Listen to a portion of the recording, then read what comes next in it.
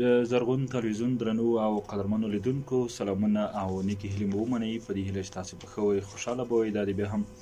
د عامه پوهوي د پروګرامونو په لړۍ کې په یو بل پروګرام کې بیا هم ستاسو میلمانه یو. قدرمنو اوریدونکو، لکه تیرو پروګرامونو کې هم ستاسو لپاره موږ د زلزلې اړوند موضوعات وړاندې کړل او هدف موخه مو دا وه چې د خوستیو ولسونو د مقاومت او عامه پوهوي کچه د طبیعي پیښو، آفتونو او ناورینونو په وړاندې لوړه شي او د مبارزې توان ولري. نن بیا هم په همدې موضوع کې پر سیلابونو پر مخنیوي او مخکلي، وروستني او منځني تدابیرو باندې خبرې کوو. زه نورغفور ظهیر یم او بیا هم خوشبختانه پروګرام کې راسره ډېر قدرمن میلمانه دي. قومي مشر حاجي مومن، استاد محمد رضا ریاض، خبریال او ژورنالیست عبدالرحمن اشنا. تاسې درې واړو ته ښه راغلاست وایو. په خیر راشئ، ستړي مه شئ. ډېره زیاته مننه. استاد، پیل یې کله تاسې نه وکړو چې شاید ډېر خلک یې په ساده لهجه که موږ ووایو وپېژني، خو شاید ډېری ملګري په سیلاب باندې پوه نه شي او بیا که سیلابونه ووایو په هغې باندې هم پوه نه شي. که تاسې دوی ته ور وپېژنئ چې سیلاب څه دی او سیلاب کوم ناورینونه او آفتونه رامنځته کولی شي. ډېره مننه ظهیر صاحب. زه هم په لومړي سر کې د زرغون تلویزیون ټولو لیدونکو ته سلامونه او نیکې هیلې وړاندې کوم. په دویمه برخه کې د بحث ګډونوالو تاسو ته سلامونه وړاندې کوم. ښه پوښتنه دې وکړه، سیلابونه چې دي دا د ډېرو اوبو راوتل چې د خپل ځان سره ویجاړی او یا ورانۍ رامنځته کړي سیلاب بلل کېږي. سیلابونه چې دي دا په دوه ډوله دي،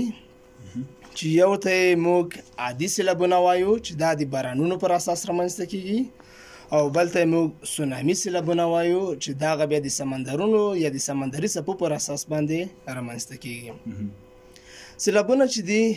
موږ او تاسو ته بهتره معلومه ده چې دا ډېرې ورانۍ یا ویجاړۍ د خپل ځانه سره لري او دغه شی کوي رامنځته کوي. استاد، لکه وړاندې تاسو هم ویلي چې سیلابونه خپل ځان کې ډېری آفتونه یا ستونزې، مشکلات پېښوي، هم ځاني او هم مالي. لومړني تدابیر چې موږ کله هغه د سیلابونو نه مخکې کله چې موږ غواړو خپل شتمنۍ، خپل د استوګنې ځایونه محفوظ وساتو، مخکې د دې چې د دې حالت سره مخامخ شو، کوم هغه لومړني تدابیر دي چې موږ وکاروو د سیلابونو یا د دې خطر څخه مخنیوی مو کړی ستر شوي؟ ظهیر صاحب، سیلابونه چې دي دا دوه ډوله ویجاړۍ یا زیانونه رامنځته کوي، چې یو ته یې موږ ځاني زیانونه وایو او بل ته یې موږ مالي زیانونه وایو. موږ که چېرته غواړو چې د سیلابونو د ځاني زیانونو څخه په امان کې شو، موږ باید د خپلو کورونو جوړول په داسې رقم د سیمو کې اختیار کړو تر څو هغه سیمې د سیلابونو پر څنډو باندې نه وي، یا هغه سیمې غرونو ته ډېرې نږدې نه وي، ځکه چې اکثره سیلابونه د غرونو څخه چې کېږي رامنځته کېږي د اوبو د هجوم پر اساس باندې. نو موږ باید د ځاني زیانونو د مخنیوي لپاره د سیلابونو پر څنډو باندې خپل کورونه یا استوګنې جوړې نه کړو. دوهمه مهمه مسله چې دا هغه مالي زیانونه دي. مالي زیانونو کې بیا بېلابېله برخې شاملې دي، لکه مثلا د څارویو له منځه وړل، د اوبو پر اساس باندې یا د ځمکو ویجاړول. موږ په لومړنیو حالاتونو کې کله چې خپلې ځمکې یا مثلا فاټۍ موږ کرو، د هغې دپاره باید موږ یو بنسټیز دیوالونه جوړ کړو تر څو دا د اوبو څخه چې په امان کې وي. او بله مهمه خبره چې دو هغه د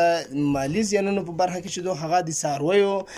چې مثلا خلکو ته ډېر زیانونه اړوي، د شدیدو بارانونو پر وخت کې د هغې پر کور باندې پرېښودل او مثلا غار یا د څرول لپاره یې نبول، دا به تر ټولو مهمه خبره وي. ډېره مننه استاد. اشنا صاحب،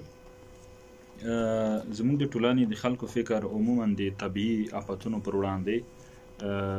داسې اوي چلند غوره کوي. لکه وړاندې استاد هم ویلي، مثلا یوه سیمه نه دوی پوهېږي چې په دې باندې وخت نه وخت سیلابونه راځي،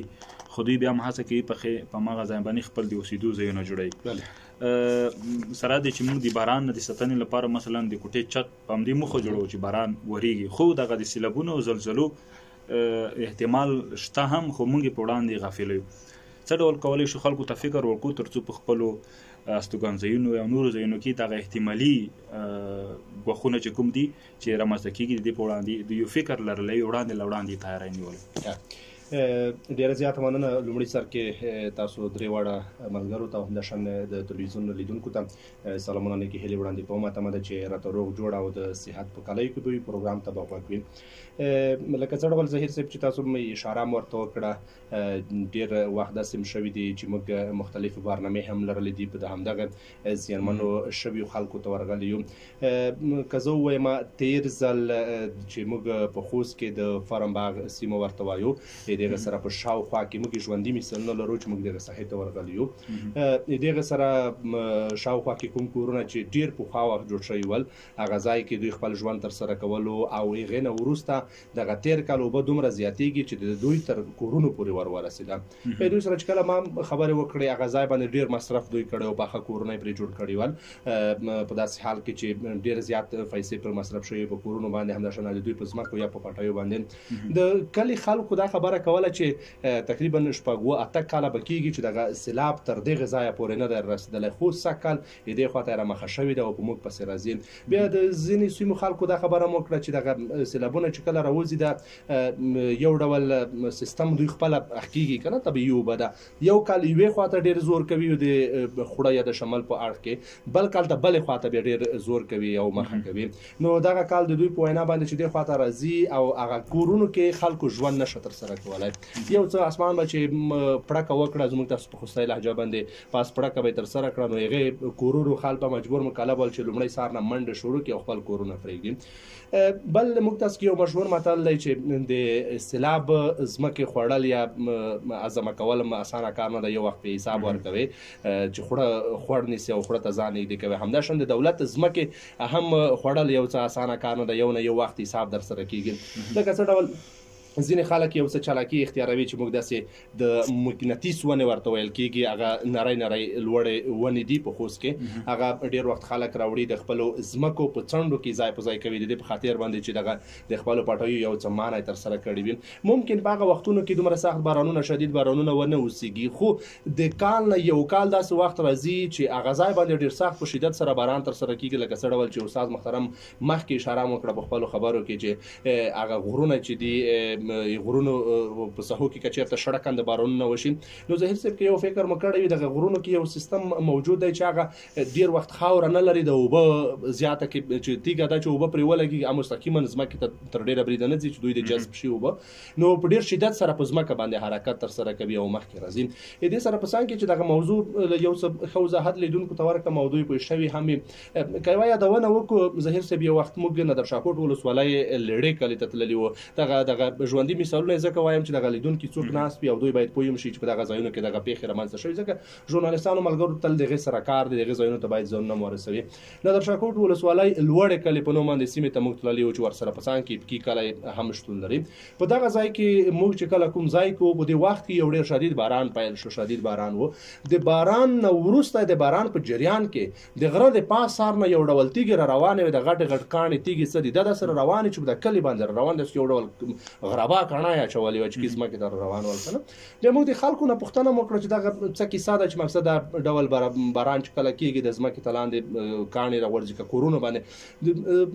داسې شی ول چې دغه ځینو کورونو باندې غار بیخي داسې لوړ مخکې راغلی دی که نه. دوی وایي چې تل بعضې دغه سره موږ سهار دی چې کله نه کله باران وشي نو دغه تیږې چې دي بیا صرف موږ یې ګورو چې موږ په کور باندې رانه شي که نه، نو ځان ترې بچ کوو. نو هدف مې دغه و چې په د غره باندې کله باران ترسره کېږي د غره نه په ډېر شدت سره ځمکې یا سیلاب ته اوبه راځي او هغې نه مخکې روانې وي او نورو کورونو ته یې همداشان مخکې ځي. ډېر وخت داسې هم شوي دي چې دغه موږ تاسو خلک د مرګوني حالات سره مخامخ شوي دي. لکه تېر کال غالبا ووایم چې د اسماعیل خیلو مندوزیو په شاوخوا ځایونو کې داسې ځوانان شازلمیان پیدا شول چې دوی غوښتل چې د 2 روپیو د لرګیو د رانیولو په خاطر باندې د سیلاب منځ ته ځانونه واچول، په منځ کې ایسار شول چې هغه وه چې اجربي قوه خپل فعالیت ترسره کړه، هوایي ځواک ته اطلاع ورکړه، هوایي ځواک راځي، د هوایي ځواک د هلیکاپټرو په واسطه باندې هغه کسانو ته پړې راغورځول کېږي او هغې نه وروسته هغه کسان جګول کېږي. دا په خپله د مرګ خولې ته ځان اچول دي ظهیر صاحب چې ته ښه ګورې چې پاسه نه اوبه روانه ده، ته یو څه هڅه کوې چې مقصد د 15,000 نه زه فکر نه کوم چې د 6,000 نه زیات لرګي ته په هغه خوړه کې ترلاسه کړې، په هغه شمال کې ته ونیسې او ته په خپله په لوی لاس باندې هغه یو څه منځ کې وچ غونډه ځای چې لري په هغه ځای کې ځان ورته ایساروې چې څو دغه لرګي دلته راشي او موږ یې ونیسو. او دا فکر نشته در سره چې مثلا کې پاسه نه اوبه نور هم رازیاته شي، نور هم رازیاته شي، مسلسل دا خو بارانونه کېږي او ما د خدای نه خواسته زما د مرګ سبب وګرځي. موږ تاسو کې مشهوره خبره هم دغه ده چې مقصد ځوانان به همدغسې پیسې مورځوي او که ځوانان وي پیسې به هم راګټي. که مثلا ته خپل ژوند له لاسه ورکړې سبا به د ستا فامیلۍ ته دغه پیسې راګټل یا د لرګیو پیدا کول به ډېر ستونزمن کار واوسېږي چې بیا را پیدا کړي. که ته چېرته خپله ژوند ولرې نو په ډېر اسانۍ سره کولی شي چې لرګي را پیدا کړي او همداشان نورو برخو ته. حسنا صاحب څه ډول خلکو ته همدا فکر ورکولی شو چې خلک په دې باندې پوه شي چې هم خپل ځان وساتي او هم د استوګنې ځایونه په داسې ځایونو کې جوړ نه کړي چې په راتلونکي کې له ګواښ سره مخ راتلمه ستاسو پوښتنه ته راتلمه دغه خبره مې ځکه یو څه اوږدې کړې چې دغه خلکو لپاره مو عامه پوهوي کې یو څه مهم رول ادا کړی وي. همدغه رسنۍ دي چې په دغه برخه کې کلیدي رول ادا کولی شي. دوی کولی شي چې عامه پوهاوی وکړي په دقیق ډول سره وکړي، ځکه رسنۍ کې هغه څوک کار تر سره کوي. لکه زه یو ساده مثال وایم، ته د خوست ښار کې یو کار تر سره شوی دی، که ته کلي ته لاړې ته وایې چې ما په خپلو سترګو ولیدو دغه کار په دې ډول و، که په خبرونو کې یا په تلویزیون یا په یوه رسنۍ کې هغه کیسه وشوه، هغه سپین ږیری هغه مشره ښځه چې دا په دې باور لري چې په راډیو کې دا کیسه کړې ده، هغه که ته هر څه وایي چې دا کیسه دا ډول د ما د سترګو لیدلی خاله، دوی هغه د راډیو نه چې څه ویل شوي په هغې باندې باور زیات ترسره کوي. نو خاص ډول موږ دغه وایو چې خاص ډول رسنۍ په دغه برخه کې باید کلیدي رول ادا کړي، مهم رول ادا کړي. د دې سره په څنګ کې راډیوګانې دي، تلویزیونونه دي، او د دې سره په څنګ کې موږ چې لرو زموږ ملا صاحبان دي چې هغه په منبر باندې کینی او دوی د جمعې په ورځ باندې که چېرته د عامه پوهوي په خاطر باندې د حج او کاف ریاست لري، دوی ته یوه ځانګړې موضوع هم ورکړل شي چې په دغه باندې ځانګړی بحث ترسره کړي چې موږ تاسو باید څه ډول د سیلاب څخه ځانونه لرې وساتو. هغه کورونه که چېرته نږدې ور جوړ شوي وي هغه باید څه ډول یو څه لرې ترې وساتل شي. ډېر وخت داسې هم شوي دي ظهیر صاحب چې موږ ځینې مهمې مدرسې همداشان جوماتونه مو لیدلي دي چې د خوړه سره د سیلاب سره نږدې جوړ شوي دي، په داسې حال کې چې پوهېږي چې ممکن اوبه یو څه رازیاته شي شاید دغه ځای ته راورسېږي. خو موږ همیشه دا خبره کوو چې دې ځای ته د 2 کاله اوبه نه ده راغلې، سږ کال زه کور پرې جوړوم یا کار ترسره کوم. لکه ما مخکې هم خبرو کې یادونه وکړه چې د اوبو یا د خوړه ځای که کله ته ونیسې یو نه یو وخت هغه ځای بېرته تا نه اخلي او ځان در رسوي. نو په دې برخه کې خاص ډول رسنۍ او بلې خواته زموږ ملا صاحبان کلیدي رول ادا کولی شي. ډېره مننه. خیر اوسه تاسو سره زه وړاندې مفصل خبرې هم وشي، خو بیا هم ستاسو منئ چې زموږ د سیمې خلک په همدې برخه کې لکه اشنا صاحب یادونه وکړه د سیلابونو د خطرونو په وړاندې دوی ناپامه دي او پام نه کوي. لامل دا شي چې وخت نه وخت داسې پیښې رامنځته کېږي چې ځینې کسان هغه د سیلابونو په وجه دوی خپل ژوند له لاسه ورکوي. مثلا که وړاندې دوی اشاره وکړه چې ځینې کسان د یو دي لرګیو د نیولو لپاره خپل ځان ایساروي، خپل ځان مرګ سره مخامخ کوي، خو هغه د 100 روپیو لرګیو لپاره دغه نغړي څومره ډېره زیاته ده او تاسې خپله داسې څه لیدلي دي خپل کلي مالت کې چې داسې پیښې رامنځته شوي؟ بسم الله الرحمن الرحیم. ځای صاحب ته په اجازه مونږ داسې به ووایو چې مونږ په منطقه کې یو 2 څپو له مخکې د ناپوهۍ هېواد رواج که نه چې ناپوهه یو نفر موټر په ورګاډ کې بیا چاغه ګور وکړلو چې د موټر مخ په ورګاډ په موټر کې زناناس پرې وي، خو هغه سردورو موټر په ورګاډ په موټر په منځ کې سلیپ وکړو، موټر چې کله ودرېدو سیلاب پر زیات شو، بارون ولیدو سیلاب پر زیات شو او موټر هم یو زنانه یې وړي دنیا په حق ورسې شهید شوي. دویمه دا چې مونږ خلک دې دپاره باید فکر وکړي چې اوبه ډېرې وي سړی نشي په ورګاډ. یو مثال بل باته وایم چې موږ په خوست کې یا موږ په کلي ګاونډ کې داسې خبرې شته چې 2 ژوند کې شرطونه کېږي دي چې دا اوبونې پورې شي 2 روپۍ به تو یا موږ پورې شي 2 روپۍ مو وي که نه. دې خبر نه باید ډډه وکړي. نور ورونو ټولو دا خبرې واضحې وکړي ځکه بودی چې دې مثال د خوړ په غوړو کې ونه کړي او مطلب دا ده چې غرونه بارون وي سړی سوچ وکړي چې د خوړ غوړي ته مشمون پرې نه ږدي. نو دا خبرې د خبرونو په هغه کې شته چې باید خلک دغه دا سړی سوچ وکړي، فکر وکړي مننه صاحب. استاد محترم د سیلابونو له راوتلو نه وروسته مثلا خدای مکه موږ داسې انګیرو یا داسې یو فکر کوو چې سیلابونه راغلل خدای مکه مالي او ځاني زیانونه واړول اوس د دې په خطر چې بیرته عادي حالت ته راشو ژوند خپل عادي حالت ته راولو نو هغه کوم اقدامات به وي چې موږ واخلو تر څو هغه د سیمې خلکو ژوند بیرته عادي حالت ته راوګرځي؟ ظهیر صاحب محترم په دغه برخه کې هیوادونه فرق کوي. ځینې هیوادونه چې دي هغه پرمختللي هیوادونه دي او ځینې بیا وروسته پاتې هیوادونه دي یا کمزوري هیوادونه دي. کوم هیوادونه چې پرمختللي هیوادونه دي هغوی په کلنۍ بودیجه کې د طبیعي ناورینونو یا د پیښو لپاره هغه پیسې ځانګړې کوي، ځانګړې بودیجه لري. ځینې هیوادونه چې بیا کمزوري دي د هغه ځانګړې بودیجه د هیواد د اوسیدونکو د وګړو لپاره نشي ځانګړې کولای ترڅو مثلا دوی په مثلا د سره کم ته ووایم چې په خپل سر دغه بودیجه هغه کې چې کیدای شي موږ دومره زیان نه ولرو. نو تر ټولو مهمه اساسي خبره دا ده چې د هیوادونو ټول هیوادونه باید ځانګړې بودیجه ولري ځکه چې د سیلابونو راوتل چې د کومې ورانۍ چې رامنځته کوي دا د عادي خلکو کار نه دی ترڅو د دومره مالي او ځاني زیانونه چې دي پر ځان باندې ویسي یا بار دومره کوي بارونه دغه د دولتونو مسؤلیت دی. پر ځان کې د دولتونو سره ځینې مؤسسات یا بنسټونه چې دي چې مثلا خیریه بنسټونه دا هم تر ټولو مهم اساسي رول لوبولی شي ترڅو د خلکو سره همکاري وکړي او دومره د صرفانه ځای او مغه وخت کې ورته برابر کړي او نور لاس وانه خپل زموږ پر هیوادونو کې یا پر کمزور هیوادونو کې یو دغه ستونزه موجوده ده چې کله چې یو چاته ځاني او مالي زیان ورسیږي په هغه وخت کې مثلا همکاري کومکونه ورسره کیږي خو وروسته هغه کومکونه بیرته بیا د دوی څخه موضوع سړه شي او دغه خبره هم خلاص شي. کومک د سره کم ته ورسره وشي د ټولو سره چې مثلا لږ دوامدار دی وي. اوس مثلا موږ یو ښه مثال ورکو پکتیکا ګیان کې مثلا ډیر زیات کومکونه وشول خو ولته دغه موضوع چې لږ وخت تیر شول دغه موضوع هم پاتې شول سړه شول یعنی کیدای شي ځینې د سره کم ته حقدار خلک پکې پاتې شي وي چې مثلا صح ځاني او مالي زیان نه وته وختي وي او ځینې هغه خلکو ته کیدای شي مرستې یا کومکونه رسیدلې وي چې هیڅ زیان هم نه ویلیدل. نو تر ټولو مهمه اساسي موضوع دا چې دولتونه باید د دې پورې وزنګړي بودیجه ولري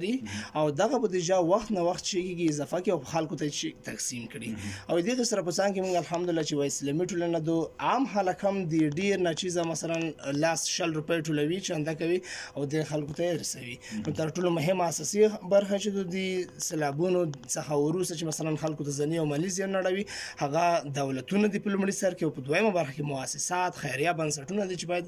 دغه برخه ته د ځانګړي توجه وکړي. مشخصا که موږ وایو خلکو ته یو فکر ورکو چې هغه کسان چې مثلا سیلاب ځپلي دي هغه هر ډول جان چې ورته وختي داسې یو مشخصه اداره شته چې دوی کولی شي هغې دروازې وټکوي چې دوی سره یو څه نه څه مرسته وشي. بالکل ډېرې ادارې موجودې دي په دغې برخه کې چې د دوی سره مرسته کوي لکه مثلا یونسکو اداره ده چې د دوی سره ځانګړې مرسته کوي په دغې برخه کې یا همداسې رقم ضد حوادث اداره ده فرض مثال چې د چاپیریال ساتنې اداره ده چې په دې برخه کې وخت نه وخت د ضد حوادث سره خپل راپورونه شریکوي په همدې سره په څنګ کې دولتونه چې دي دولت هم ځانګړې ادارې لري په دغې برخه کې تر څو د خلکو سره پر وخت باندې کومکونه وکړي. اشنا صاحب مروجه ټکنالوژي څومره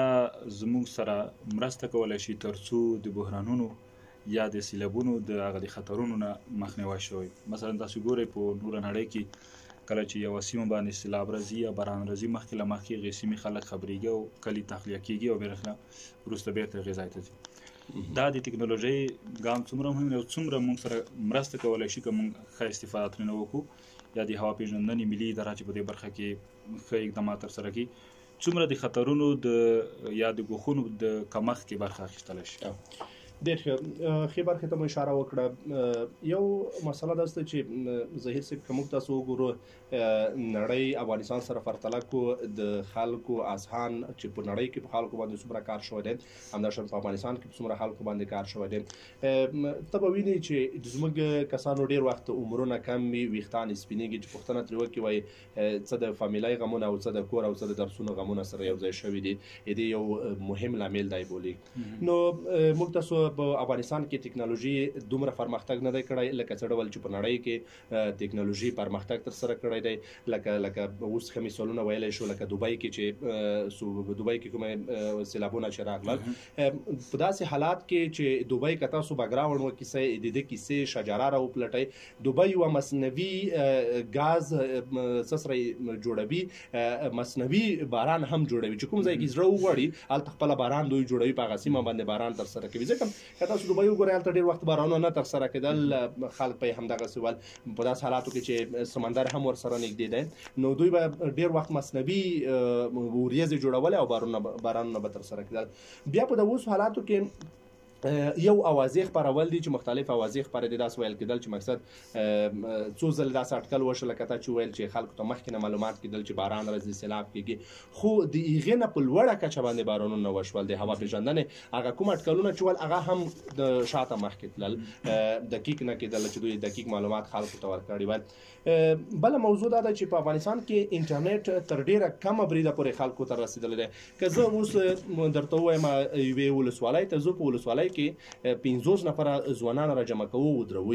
لومړی هغې نه موږ تاسو پوښتنه ترسره کوو چې ته په دغه میاشت کې د هوا پېژندنې کوم اټکل چې دی تا کتلی دی یا معلومات درته کېږي اب په دې یقیني وي چې زه په انټرنیټ باور نه لرم لاړ درته وایي دا د اعلی کارونه دي